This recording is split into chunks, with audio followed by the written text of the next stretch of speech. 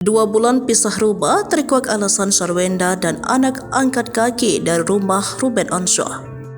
Alasan Sarwenda angkat kaki dari rumah Ruben Onsu akui sudah 2 bulan boyong anak ke rumah sang adik. Rumah tangga pasangan presenter Ruben Onsu dan penyanyi Sarwenda tengah dihadapi kabar tak menyenangkan. Hubungan Ruben dan Sarwenda diisukan renggang pasca sang presenter absen di momen penting sang istri.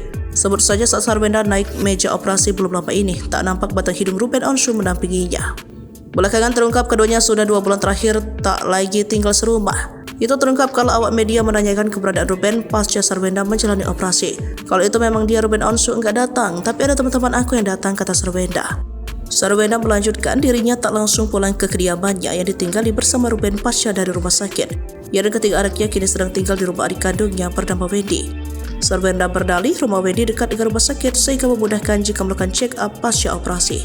Habis itu langsung pulang, kebetulan aku sama anak-anak lagi tinggal di rumah Aunty Wendy. Kalau di rumah Aunty Wendy kan biar lebih gampang balik-baliknya, jelas Sarwenda.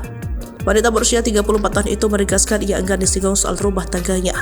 Dia hanya menjelaskan selama ini tinggal di rumah Wendy bersama ketiga anaknya tanpa hadirnya Ruben.